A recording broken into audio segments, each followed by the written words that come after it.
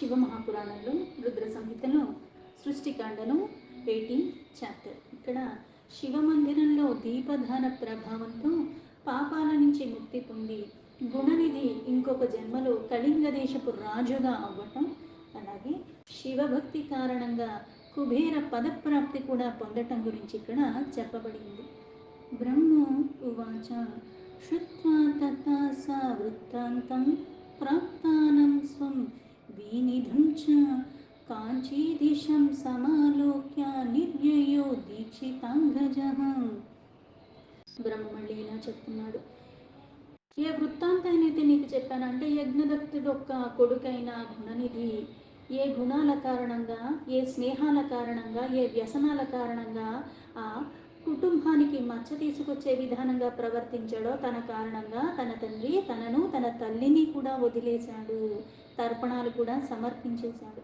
ఈ వృత్తాంతాన్న చెప్పిన తర్వాత ఎప్పుడైతే తండ్రి తన ఇంటి నుంచి పైగా అక్కడ తర్పణలు ఇచ్చేశాడంటే ఇంకా వదిలేసుకున్నాడు, ఇంకా సంబంధం లేకుండా తన దౌర్భాగ్యానికి నిందించుకుంటూ ఏ దిశగా వెళుతున్నాడో కూడా చూసుకోకుండా ఇంటి నుంచి మాత్రం వెళ్ళిపోయాడు.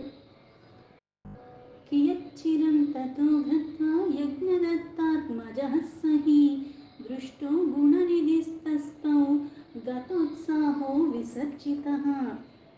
ఇలా వెళ్ళిపోతూనే ఉన్నాడు. కొంతకాలం అలా గడిచిపోయిన తర్వాత యజ్ఞదత్తుడు ఒక పుత్రుడైన గుణనిధి ఆ దుష్ట స్వభావం కారణంగా, వ్యసనాల కారణంగా అలిసిపోయాడు. ఎందుకంటే అప్పుడు దొంగలించటం అలవాటైపోయింది, కష్టపడటం అలవాట్లేదు. తయారుగా ఇంట్లో వాళ్ళ నాన్న కష్టపడి ఆయన సన్మానించబడిన వస్తువులని అవని ఇవన్నీ తీసుకెళ్ళడం, తాకట్టు పెట్టడం, వాటిని అమ్మేసుకోవడం, ఆ డబ్బులతో వ్యసనాలకి అలవాటు పడిపోయాడు. ఇప్పుడు అలా చేయటానికి ఎక్కడా ఏవి దొరకట్లేదు, కష్టపడటానికి అలవాటు పడలేదు. ఈ అజ్ఞాన కారణంగా కష్టపడాలి, తప్పుని సరిదిద్దుకోవాలి అన్న వైపుగా బుర్ర వెళ్ళలేదు. ఇంటి నుంచి వెళ్ళిపోయాడు. తన స్థితికి తన్ని తానే తిట్టుకుంటూ అలా వెళ్ళిపోతూ ఉత్సాహాన్ని తగ్గిపోయింది. ఒక దగ్గర అలిసిపోయి ఉన్నాడు. ఎందుకంటే ఆకలేస్తుంది, ఏమీ లేదు. అలా వెళ్ళిపోయి ఒక ప్రదేశంలో ఆగాడు. చింతామా వాపామహతిం క్వాయామి కరవాణికిం నాహమభ్యస్తా విధోస్మి నా చైవాతి ధనో అస్మ్యహం. ఇంకా దీర్ఘ ఆలోచనలో పడిపోయాడు. ఇప్పుడు నేను ఎక్కడికి వెళ్ళాలి, ఏం చెయ్యాలి, ఎలా నేను జీవించాలి? విద్య అభ్యాసము చేయలేదు. నేర్పడం అయితే తండ్రి నేర్పాడు, కానీ దాన్ని ఎప్పుడూ ఆచరణలో పెట్టలేదు, దాని మీద శ్రద్ధ పెట్టలేదు. ఇప్పుడు తనకి ఏమీ రాదు. అలాగే నా దగ్గర డబ్బు లేదు, విద్య లేదు, ఒక పని రాదు. ఇప్పుడు నేను ఏం చెయ్యాలి, ఎక్కడికని వెళ్ళాలి, ఎలా నేను జీవించాలి అని. దేశాంతరే యస్య ధనం సా సద్యః సుఖమీధతే భయమస్థితి ధనే చౌరాస్త విఘ్నః సర్వతో భవః. తాత్కాలికంగా అంటే ఇక్కడంతా ఇప్పుడు మన గురించి అంతా తెలిసిపోయినప్పుడు ఎక్కడికి వెళ్ళినా సరే ఆ నిందాభరితమైన మాట, ఇంట్లోంచి గెంటేశారు, చూసావా ఎట్లాంటి గుణాలతో ఉన్నాడో, ఎట్లాంటి పనులు చేస్తున్నావు అన్నది వ్యాపించిపోయి ఉంటుంది. అందుకని ఇక్కడ మనకు ముఖం చెల్లదు. ఇక్కడ మనం ఏ పని పడితే ఆ పని మనం చేసుకోలేము. అందుకని వేరే ఒక్క దేశానికి వెళ్ళిపోయి తాత్కాలికంగా కనీసం అక్కడ ఇంకో జీవన విధానమో లేకపోతే ఇంకోట కాస్తన్నా సుఖంగా ఉంటామేమో. అయితే అక్కడికి వెళ్ళినా సరే డబ్బు ఉంటే ఎక్కడన్నా బతకచ్చు. నా దగ్గర డబ్బు కూడా లేదు. ఇప్పుడు డబ్బు ఉన్నవాడికి దొంగల భయం ఉంటుంది, ఎవరన్నా నిన్ను ఎత్తుకెళ్ళిపోతే. ఇక్కడ డబ్బు లేదు, ఏమీ లేదు. అందుకని ఎక్కడికి వెళ్ళాలి, ఎక్కడికి వెళ్ళినా సరే నాకు ఏమీ దొరికేలాగా లేదు అని చింతిస్తూ ఉన్నాడు. యాజకస్య కులే జన్మ కథం మే వ్యసనం మహత్ అహో బలీయాన్హి విధిర్భావి కర్మానుసంధ్యయే. ఈ యాచక కులంలో జన్మ తీసుకున్నా సరే ఇన్ని దుర్వ్యసనాలు ఎలా అయిపోయాయి అంటే, ఇక్కడ యాజకుడిగా అంటే ఇచ్చిన దాంట్లో తృప్తి చెందటం, నాకు ఇది కావాలని అడిగే అర్హత ఉండదు. ఇంత విద్యా సంపన్నుడు, అలాగే వేదాంగ పారంగతుడై అందరితో మన్ననలు పొందిన అటువంటి తండ్రికి కలిగిన బిడ్డపై ఈ తండ్రి దగ్గర విద్య నేర్చుకోవడానికి బోల్డ్ మంది వచ్చారు. తల్లి ఎన్ని రకాలుగా చెప్పినా సరే దాని మీద ధ్యాస పెట్టలేదు. ఇలాంటి కుటుంబంలో పుట్టి నాకు ఇన్ని వ్యసనాలు ఎలా అయిపోయాయి, అసలు నాకు అట్లాంటి వాటి మీద ధ్యాస ఎందుకు వెళ్ళింది, నాకు చాలా ఆశ్చర్యంగా ఉంది అందుకే ఈ విధి అన్నది చాలా బలమైనది, ఎవరిని ఎటన్నా తీసుకెళ్ళిపోతుంది కదా. కర్మల్ని అనుసంధానం చేయటానికి ఆ మనసు దాని మీద స్థిరంగా ఉంటేనే కదా చెయ్యగల. అటువంటి ఇంట్లో పుట్టి అటువంటి ఆచారాలు ఆచరిస్తున్న వాళ్ళ మధ్యలో ఉండి కూడా నాకు ఇలాంటి దుర్గుణాలు అబ్బాయి, నాకు ఇటువంటివి ఆచరించకుండా వేరే అన్ని పనికిరానివన్నీ వాటిల్లో కూడా నేను శ్రద్ధ పెట్టేలాగా నా మనస్సు అటు వెళ్ళిపోయింది అని అనుకున్నాడు.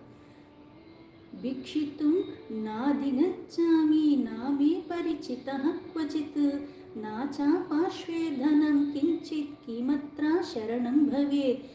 భిక్ష అడగటానికి కూడా నేను వెళ్ళలేను.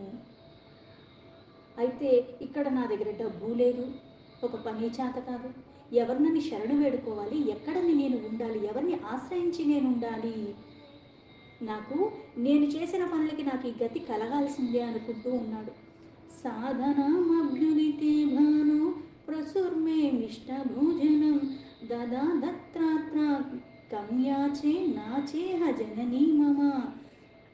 ఎలా అయితే ఎప్పుడు కూడా సూర్యోదయం అయ్యేదానికి ముందే నా తల్లి నన్ను చాలా చక్కగా, అంటే ఎంతో చక్కగా భోజనాలు ఏంటి బోల్డు బోల్డు రకాలుగా గారాబం చేసి మరీ పెంచారు. ఇక్కడ నన్ను చూస్తే నేను ఎవరిని అలా అడగగలను, అడిగినా సరే వాళ్ళు నాకు అవన్నీ ఎందుకు పెడతారు. ఇప్పుడు మన ఇంట్లో ఉన్న పిల్లల కంటే మనం చేసి పెడతాము, మన ఇంట్లో అంటే మనం దర్జాగా అడగచ్చు, తీసుకోవచ్చు. ఎక్కడికో రోడ్డు మీద ఉండి ఎవరినో అడిగి ఎవరినో ఇచ్చే అంటే ఎలా ఇచ్చేస్తారు, ఎవరన్నా ఇస్తారా, అది సాధ్యం కాదు. అలాంటి మధుర పదార్థాలు భుజించటానికి నాకు ఎక్కడ లభిస్తాయి, ఎవరు నాకు ఇస్తారు, నా తల్లి కూడా నాతో లేదే, అందుకు నేను ఎవరినని యాచించగలను. బ్రహ్మో ఉవాచ ఇతి చింతయతస్తస్య బహుశాస్త్రతత్ర నారద అతిదీనం తరోమూలే బాలురస్తాలచలం గతః. బ్రహ్మమడి ఇలా చెప్తున్నాడు, ఓ నారద, ఈ రకంగా ఎన్నో రకాల ఆలోచనలన్నీ మెదులుతూ అలా చింత అన్నది సాగుతూ అలిసిపోయి ఒక చెట్టు నీడలోకి వెళ్ళి కూర్చున్నాడు. దీనాతి దీనంగా, ఎందుకంటే అవి తినడానికి తాగటానికి ఎక్కడ ఉండాలి, ఎవరినన్ను అడగాలి, ఇవేమీ లేవు. అందుకే ఏం చెప్తాను, ఏదన్నా ఉన్నప్పుడు చక్కబెట్టుకోవాలి. మనకి అన్నీ సమకూరుతూ ఉన్నప్పుడు కూడా ఇంకా విచక్షణతో ఉంటేనే దాని యొక్క మనకి స్థిరత్వం ఉంటుంది. లేకపోతే వచ్చింది వచ్చినట్టే పోతుంది. నీకు తెలియకుండానే నీకు తెలుసుకునే లోపల అన్నీ నీ చేతి నుంచి జారిపోతూ ఉంటాయి విచక్షణ రహితంగా ఉంటే. అన్నీ అందుబాటులో ఉన్నంత వరకు దేని విలువ తెలీదు. ఒకసారి అన్నీ చేజారిపోయాక నీకు విలువ తెలుసుకున్నా అవి నీ చెంతకి చేరే అవకాశం కూడా కోల్పోతాము. అందుకు దీనాతి దీనంగా ఆ చెట్టు కింద కూర్చున్నాడు.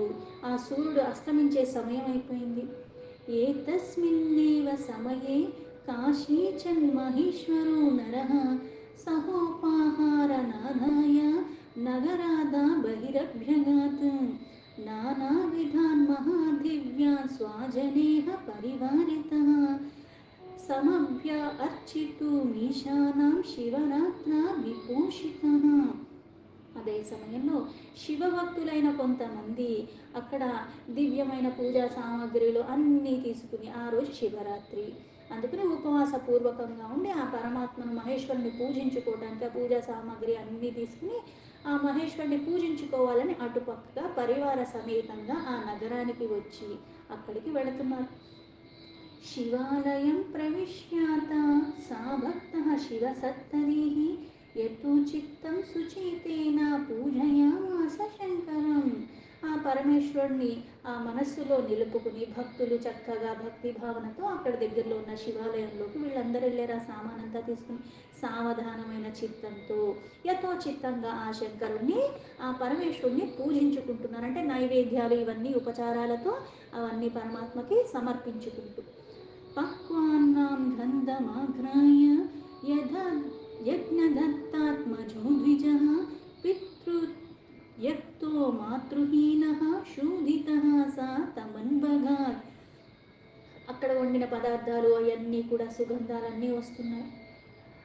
అక్కడ తండ్రి వదిలేసిన కారణంగా ఇక్కడ తల్లి కూడా లేని కారణంగా ఆకలితో ఉన్నాడు, నకనకలాడిపోతున్నాడు. పైగా అక్కడ ఉండటానికి నీడ లేదు, చెట్టు కింద కూర్చుని ఉన్నాడు, అలసిపోయాడు తిరిగి తిరిగి తిరిగి తిరిగి.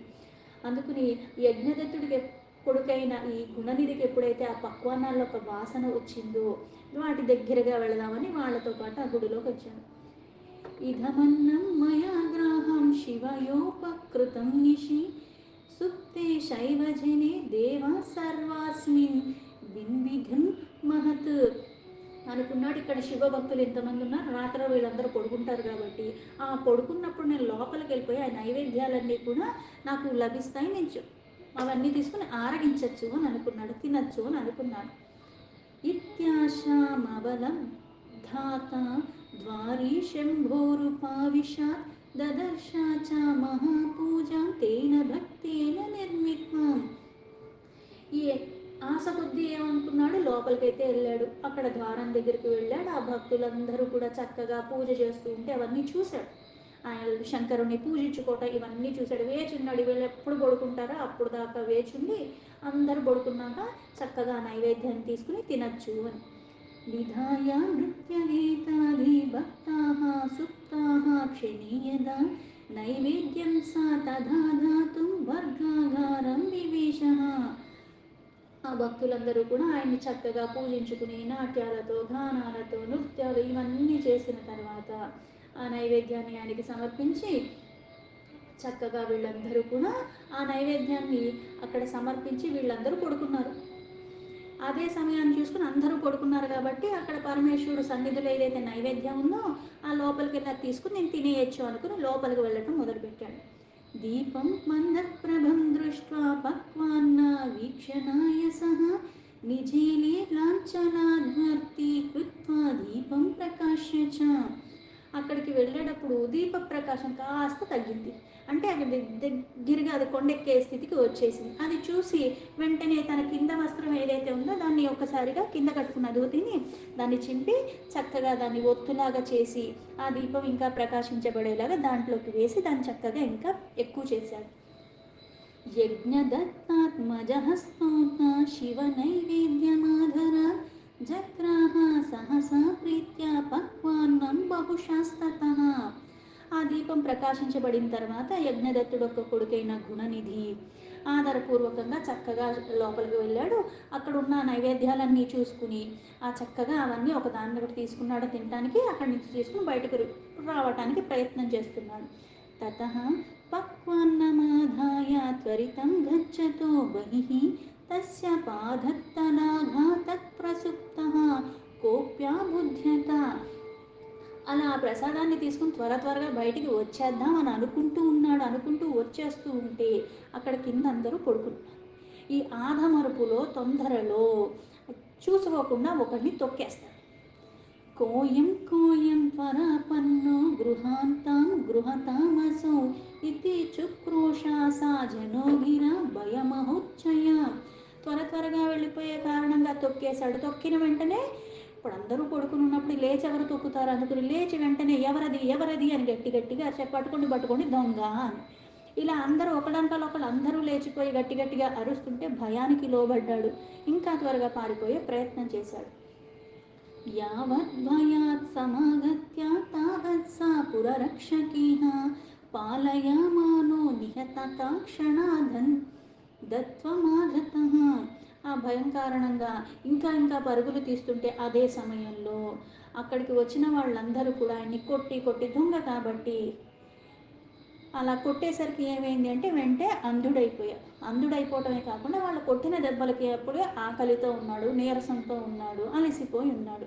వీళ్ళు కొట్టేసరికి వెంటనే అదే సమయంలో మరణించాడు. అంటే శివరాత్రిలో ఆహారం లేకుండా ఉన్నాడు. ఆ శివుడు ఒక మందిరంలోకి వెళ్ళాడు, దీపం పెట్టాడు, మళ్ళీ ప్రసాదాన్ని తీసుకుని ఇంకా భుజించలేదు. కాకపోతే మళ్ళీ శివభక్తుల చేతుల్లోనే మళ్ళీ మరణాన్ని కూడా పొందాడు. అభక్షయచ్చ నైవేద్యం యజ్ఞదత్నాత్మజో ముని శివానుగ్రహతో నూనం భావి పుణ్య ఫలాన్న సహా. ఓ ముని, యజ్ఞదత్తుడొక్క కొడుకైన గుణనిధి నిశ్చితంగా ఆ పరమాత్మ కృప కారణంగా నైవేద్యాన్ని కూడా భుజించిన కారణంగా ఆ పుణ్యఫల ప్రభావం ఆయనకి దక్కింది. అంటే శివరాత్రి రోజు అక్కడ ఉపవాసం ఉన్నాడు, ఆ పరమాత్మ సాన్నిధ్యంలో సమయాన్ని గడిపాడు, వీళ్ళు పూజించుకుంటే దర్శించాడు, చూశాడు. అలాగే అంటే నీకు భక్తి ఉన్నా లేకపోయినా సత్కర్మలు మంచి పనులు చేసే వాళ్ళకి సాన్నిధ్యంలో నీకు ఇష్టం ఉన్నా ఇష్టం లేకపోయినా అక్కడ ఉండగలిగితే, అవి నువ్వు చూడగలిగితే, దాని ప్రభావం వల్ల దాని ప్రతిఫలాన్ని నువ్వు తప్పకుండా పొందుతావు. అంటే మంచి పనులు చేసే వాళ్ళ దగ్గరలో నువ్వు చూస్తూ ఉన్నప్పుడు అది నీకు ఎలా అయితే మంచి చేస్తుందో, చెడ్డ పనులు చేసే వాళ్ళకి నీకు అయిష్టంగా ఉన్న ఆ ప్రదేశంలో ఉన్నప్పుడు, దుష్టత్వంతో ఉన్నవాళ్ళు, దుర్గుణాలతో ఉన్నవాళ్ళు ఒక సాన్నిధ్యం నువ్వు చేసినప్పుడు వాళ్ళు చేసిన పాపమైనా నీకు అంటుకుంటుంది. అది నువ్వు చూసావు, విన్నావు, అక్కడ ఉన్నావు. ఈ పుణ్యం వస్తుందంటే ఆ పాపం కూడా వస్తుంది కదా. అందుకే కదా దుష్టులకి దూరంగా ఉండమని చెప్పింది. ఎందుకంటే పుణ్యం నువ్వు చెయ్యట్లేదు సరి కదా, పాపాలు పెంచుకునేలాగా వాళ్ళ సాన్నిధ్యంలో నువ్వు ఉంటున్న కారణంగా నువ్వు వృద్ధి చెందలేవు. అజ్ఞానాన్ని తొలగించుకునే అవకాశాన్ని నువ్వు కోల్పోతావు. విచక్షణ రహితంగా అయిపోతాం వికారాల మయంగా మనం ఉంటే. కానీ ఇక్కడ దర్శించినంత మాత్రాన, దీపం పెట్టినంత మాత్రాన, ఆ నైవేద్యాన్ని వాళ్ళు సమర్పించింది స్వీకరించినంత మాత్రాన ఆ పుణ్య ప్రతిఫల ప్రభావం ఆ గుణనిధికి దక్కింది. మృతో బద్ధ సమాగత్య పాశముద్రరపాణిభిః నినీషుభిః సంయమనిం యామ్యేహ సా వికటేర్భటేహ. అయితే మరణించాడు. ఆ మరణించిన కారణంగా అక్కడ యమలోకంలోకి తీసుకెళ్లాలని యముడు ఒక పార్షదులు అక్కడికి వచ్చారు ఈ గుణనిధిని. అందుకుని అక్కడ ఆయన సంకెళ్ళు వేసేసి భయంకరమైన దూతలు అక్కడికి వచ్చి తన్ని బంధించేశారు, ఆయన్ని యమలోకానికి తీసుకెళ్ళటానికి. తావత్ పరీషదాః ప్రాప్తాః కింకిణీ జాలమాలినః దివ్యం విమానమాదాయ తం నేతుం శూలపానయః. అదే సమయంలో మంచిగా మువ్వలు అలంకరించి చక్కని ఆభరణాలు ధరించి ఉండి చేతిలో త్రిశూలాన్ని పట్టుకుని శివ పార్షదులు ఒక దివ్యమైన విమానంలో కూడా అక్కడికి వచ్చారు ఈ గుణనిధిని తీసుకెళ్ళడానికి. అంటే ఒకే మనిషిని ఇద్దరు ఎలా తీసుకెళ్తారు, ఎవరో ఒకళ్ళు తీసుకెళ్ళాలి. తీసుకెళ్తే యమలోకానికి తీసుకెళ్ళాలి, లేకపోతే పరమాత్మ యొక్క సాన్నిధ్యానికి. అయితే శివ పార్శ్వదులు అక్కడికి వచ్చారంటే నిజంగా ఎంతో పుణ్యం చేస్తే కానీ పరమపదం లభించదు, పరమాత్మ యొక్క కృపకి మనకి పాత్రత లభించదు అంటారు. అలాంటిది జన్మంతా కూడా ఈ వ్యసనాలతో దుర్గుణాలతో ఉండి ఇన్ని చేసి చచ్చే సమయంలో పైగా ఇష్టంతో చేశాడా, భక్తితో చేశాడా, శ్రద్ధతో చేశాడా అంటే ఏదీ లేదే. కానీ ఆ రాత్రిలో, ఆ శివరాత్రిలో, ఆ పరమాత్మ యొక్క సాన్నిధ్యంలో అక్కడ వాళ్ళందరూ పూజిస్తూ ఉంటే ఆ ప్రాంగణంలో కూర్చున్నాడు, అది చూశాడు. అలాగే అక్కడ పరమాత్మకి మళ్ళీ దీపాన్ని వెలిగించడం, కాంతి ఆరిపోకుండా మళ్ళీ దాన్ని ప్రకాశింపచేశాడు. ఉన్నదాన్ని యథాశక్తి అలాగే నైవేద్యాన్ని తీసుకుని భుజించాడు. ఈ చేసిన కారణంగానే, అంటే నువ్వు తెలిసి చేస్తే ఇంకా ఎంత పుణ్యం వస్తుంది, తెలియక చేసిన. అందుకే ఇప్పుడు ఎక్కడో ఒకక్కడ పరమాత్మ యొక్క ప్రభావము గుణము అక్కడ మనకి అనుగ్రహము ఉంది కాబట్టి అటువైపుగా మనస్సు మళ్ళింది. అలవాటులో పొరపాటుగా ఆ ప్రసాదాన్ని తీసుకునేది ప్రయత్నం చేసినప్పటికీ కూడా ఇవన్నీ చూసిన కారణంగా, ఆ ప్రాంగణంలో మరణించిన కారణంగా యమదూతలు వచ్చి తీసుకెళ్తుంటే ఆ సమయంలోనే వాళ్ళు తీసుకెళ్లకుండానే మళ్ళీ శివపార్షదులు వచ్చారు ఆయన్ని తీసుకెళ్ళటానికి దివ్యమైన విమానంలో. అంటే ఎలా పడితే అలా జీవించేసి చివరి క్షణంలో మనం ఇలా ఉంటామంటే ఉండే అవకాశం లేదు సాధారణంగా. కాకపోతే తండ్రి ఎలా అయితే యజ్ఞదత్తుడు ఎప్పుడు కూడా ఆ వేదాలతో చక్కగా అధ్యయనం చేస్తూ ఇంకొకటికి బోధిస్తూ ఆ ధర్మపరమైన మార్గంలో అనుష్ఠానంగా ఉంటూ ఉన్నాడు కాబట్టి ఆ ప్రభావం పిల్లల మీద పడింది. వీడెంత దుర్గుణాలతో ఉన్నప్పటికి కూడా తండ్రి చేసిన పుణ్యం కారణంగా, అందుకేం చెప్తారు, మన పితృలు చేసింది మనకు వస్తుంది, మనం చేసేది మన పితృలకి వెళుతుంది, మన తర్వాత తరాలకు కూడా వెళుతుంది. ఆ అనుగ్రహ కారణంగానే చివరి క్షణంలో ఆ సాన్నిధ్యంలో కూర్చున్నాడు, అది విన్నాడు, అది చూశాడు. దాని ప్రభావం అంటే తెలిసి చేసినా తెలియకుండా చేసిన, విన్నదాని ప్రభావము, చూసిన దాని ప్రభావము, చేసిన దాని ప్రభావము నీకు కర్మ ఏది చేసినా సరే దాని ప్రతిఫలం నీకు తప్పకుండా వస్తుంది. మంచి అయితే మంచి, చెడైతే చెడు. దీని కారణంగా ఆ పరమేశ్వరుడు యొక్క పార్షదులు వచ్చారు గుణనిధిని తీసుకెళ్ళటానికి ఒక దివ్యమైన విమానంలో. దీంతో శివ మహాపురాణంలో రుద్ర సంహితలో సృష్టికాండలో 18 చాప్టర్లో 23 శ్లోకాలు సంపూర్ణం.